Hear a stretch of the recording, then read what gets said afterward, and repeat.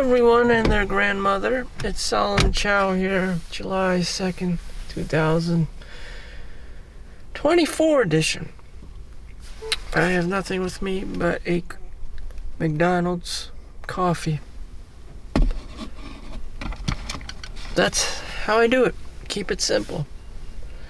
There's a genius Russian mathematician who he declined a reward of millions of dollars for solving this crazy math problem regarding different shapes of geometry and different theories and how to solve it. And apparently he solved it, and was checked out by professional mathematicians, and they rewarded him millions of dollars, but he declined it and currently lives his life as a homeless person. He's got the homeless coat on. It's because of ethics. He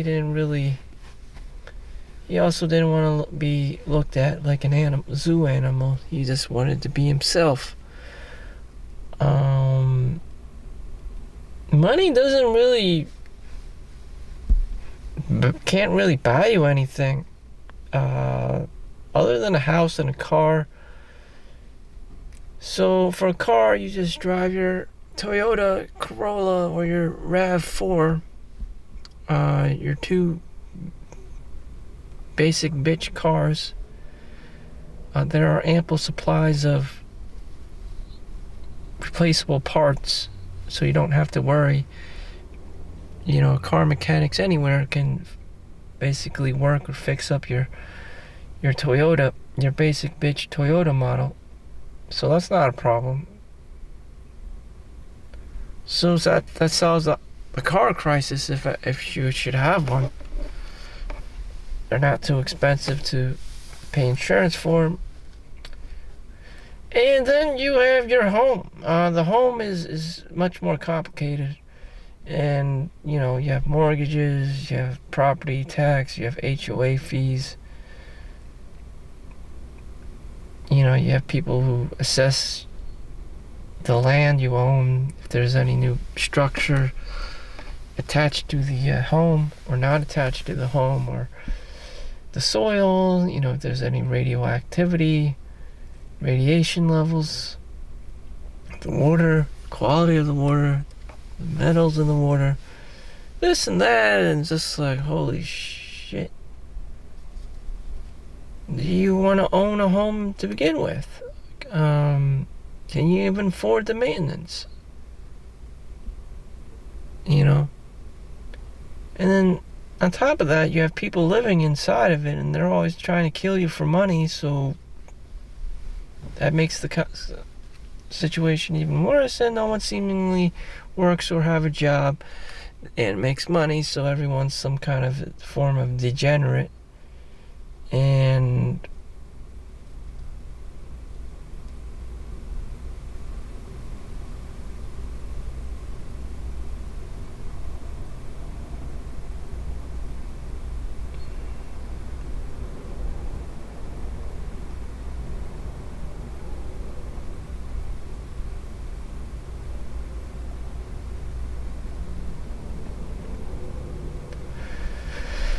I don't know.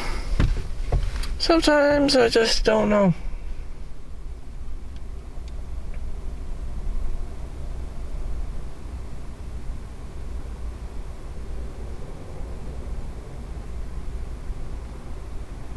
I don't know.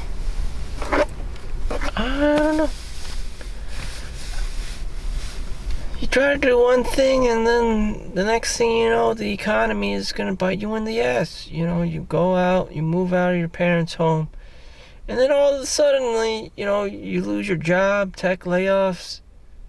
There's a housing crisis, there's a pandemic, there's this and that, forcing you back to a place where you have to live somewhere cheaper. And then you go back home and you find out that your parents are toxic.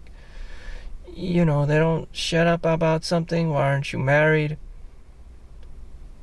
Why don't you have a girlfriend? Why you live in the mom's basement, play World of Warcraft all day? It could be a multiple latitude of social ills and problems. If it wasn't that, it would be, why are you drinking, alcohol?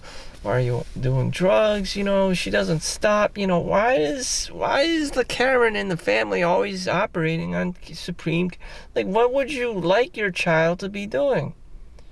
At the same time, your child is trying to satisfy the parents' demonic needs and for the social validation of their child so that they can look, all that they can be. But in reality, they're trashy just like you. They have their flaws. They don't want to work 24/7. They need to sleep. They need to, and any little thing, oh no, they're a reflection of me, and they get all high anxiety and stuff, and they keep saying things like me, a reflection of me. Look at me, I'm so Asian. Confucius fidelity. It's a reflection of me. I must establish my many three kingdoms. So the Asian parent just goes ballistically crazy because everything is a reflection of them, in regard to their child, and it's just like a shit show from there because they demand perfection in a world that is imperfect. So they're always going off on everyone and everything. And I'm just looking at this like, what if you're Asian and you know it, stay away from me, because I know I would have to be a completely different race for other, Chinese to not care about me, which is what I want. I become racist or self-loathing and hating, towards other Chinese in particular, because I know their attitudes. I know what they want. They want perfection in an imperfect world, and they try to hide everything to make themselves look good, like North Korea. Mao, communism. Like, beneath the closed doors, there's a lot of killing, there's a lot of taking of money, and it's always the same thing, and they're trying to look good on camera or in the books, but I know who you are. You're a fucking asshole, a narcissist. There's no very little or no actual compassion, or very little. It's always about like objects and like possession of stuff, money. It's just like what they just want to look good on paper. They just want to look good on paper, and currently, China is going to shit. Young people without jobs. Counterfeit food. It's always the same thing. Famine, poverty. They try to sweep it under the rug. Behind closed doors, there's a lot of like shit stains. And even with the top students and stuff, and all this intelligent, children that they raise, that 15, 16 hours a day that they're putting into school, they come home depressed and shit and become automatons and become very robotic.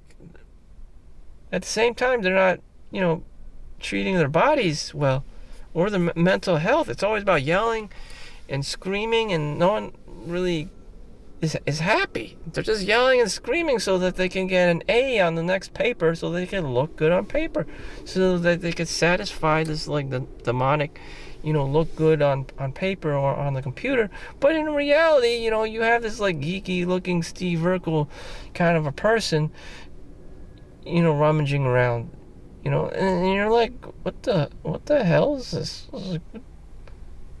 This person isn't very wholesome. They're very unbalanced. They're not particularly healthy.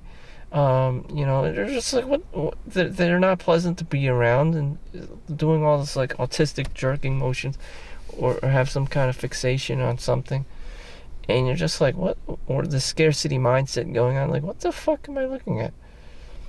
That's how it is. And back in the day, if you get some Chinese person on opium or drugs or whatever, on alcohol and gambling, they just become that, or on video games. It's always some kind of vice.